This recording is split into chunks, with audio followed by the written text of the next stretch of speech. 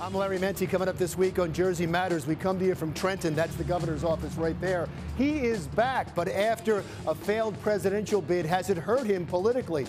Two of his close friends in the Senate say no way. Coming up on Jersey Matters this week.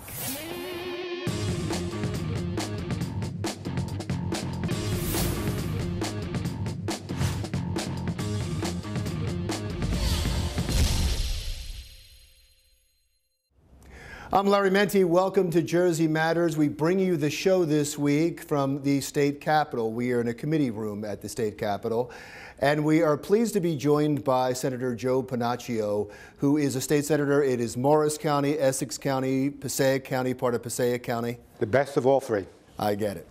I want to talk to you about you consider him a friend, right? The governor? Oh, sure. And you supported him when he was running for president. I did. And you're disappointed that he dropped out. I was. Yes, I was. I've seen enough of the people that are running for president now, and I know Chris personally, and I thought he would have been a great president. I would see him in New Hampshire, and also in New Jersey, at town hall meetings, answering people's questions, converting them to being Chris Christie fans. He had it all. He had the package: forceful, bright, smart, empathetic. And people walked out of those town hall meetings wanting to vote for him. Unfortunately, I guess there weren't enough town hall meetings. He took a lot of criticism, and he got some damage in the polls here, especially at home, for being away so much last year and being away from the beginning of this year. And now he comes back. Is he politically damaged as he comes back because of the time away? You know, just the fact that he ran as governor and ran for president, he's going to be opening himself up to criticism. And Winston Churchill said, "Showing me a man that has no enemies, and I'll show you a man that has done nothing." So he's wanted. He's a commodity that's wanted out there, not only within the boundaries of New Jersey, but nationwide. So I imagine you're not concerned about the time he may spend campaigning for Donald Trump. I'm not. He managed to do so much the first 2 years that he was in office that I'd imagine he can do just as much and get his popularity and get things done within the state for the last 2 years that he has left in office. And I'm looking forward to working with him. He's going to leave a great legacy. I know he is. A big supporter of his, Meg Whitman, who is the CEO and was his finance chair, and is the CEO of Hewlett-Packard, really took a shot at him after he came out for Donald Trump and said that it was blatant political opportunism, turned on him completely. Gee, imagine that, an elected official, a politician, being opportunistic. Go figure. So you're saying he was opportunistic? I'm not saying that. I'm saying that criticism is pretty much leveled at all elected officials. But don't you think, I mean, do you think he's trying for vice president or attorney general or some job with Trump since he is the front runner? He has, I believe he has 4 kids. He's trying to do what I'm trying to do. I have 2. I want to make sure that when I close my eyes after this short stint on Earth, I leave New Jersey maybe just a little better than the way I found it. You also endorsed Donald Trump. I think you did before the governor did. I did. Why? I think he's got his finger on the pulse. There's a very angry electorate out there, but it's not just anger. And that anger, if it's there, it's derived from a disenfranchisement of the people's sense that their government isn't there for them anymore. Could be there for special interests. They're not paying attention. It all began, if you take a look with the Tea Party, going back, I think it was 2010 or thereabouts, that type of feeling caused Congress to switch. Don't forget, when President Obama first came in, he had both sides of the Congress and as well as the Senate. So first the first Congress changed, then fast forward a few years later, then the Senate changed, and even after those two changed, people still feel that level of disenfranchisement. Nothing's getting done. The issues that we're talking about now are the same issues over and over and over again. We have a divided government. I understand it. I get it. But I think, especially on the Republican side, I think people wanted to see that the Republican Party was trying just a little bit harder. Where's their plan? How can we right this wrong? Where's this ship sailing? This is the final piece in that puzzle, I think, getting a presidency. And if the Republican Party embraces Donald Trump, which I think they should, if we get the presidency, then hopefully all those issues that have been festering for the last number of years, we can put them to the forefront and we can settle some of those issues. But is anger a good enough reason to elect someone president? And I ask you that because I read your statement when you endorsed Donald Trump. And to me, and excuse me for this, it seemed like an odd endorsement because you called him rude.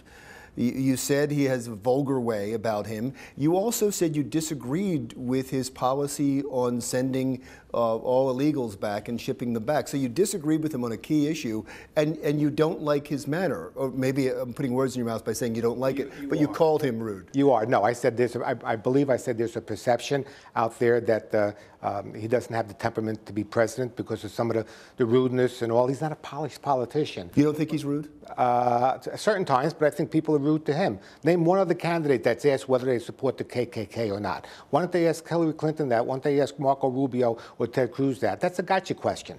And I don't. Well, no. David Duke came out and endorsed him.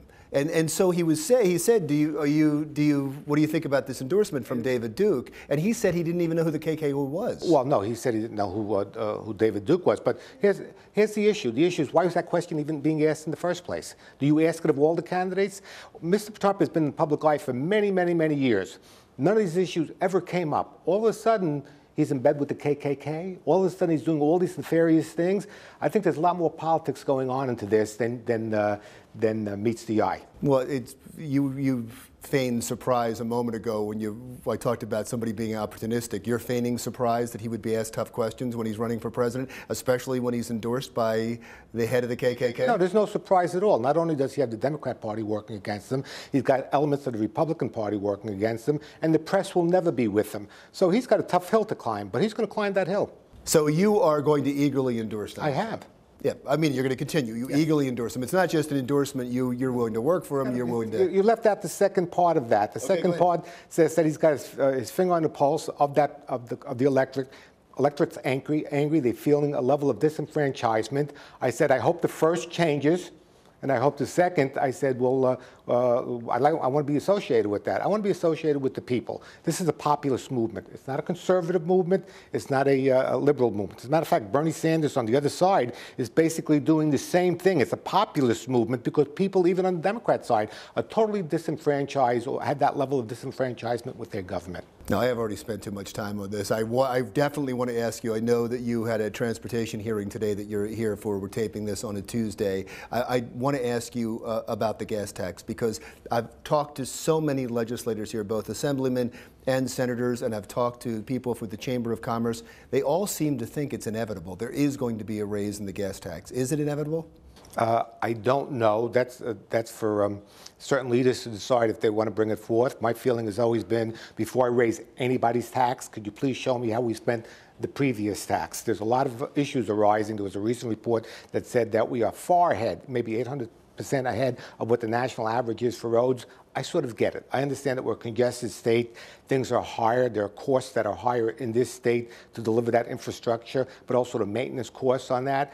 Don't you think it makes sense for us to take a look and scrutinize every dime that we've spent, make sure that we get the best bang for our buck before we go forward and raise somebody else's tax? If we did, maybe we wouldn't have to go big, as some people have suggested, 25 cents, and maybe we can get away with maybe 10 cents, if we get away with it at all.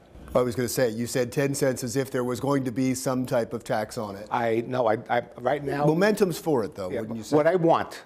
And I think it's the fairest way to approach this issue is, please show me, have you spent that previous tax dollar before you want me to vote on increasing that additional tax dollar. Would you insist that there be something in the bill? Would you vote for a bill that didn't say you couldn't take this money for any other purpose except for the roads? We have a bill. Tom Cannon and I believe, have a bill, because there's some of that money that being eliminated from the transportation fund and going to some other projects. And we say, no, that money was earmarked for transportation projects, and that's where that money should go. Wonderful. Pleasure. Senator, thank you so much. I appreciate you spending the time. When we come back, we're going to talk to a friend of yours from Morris County, Senator Anthony Bucco, when we come right back.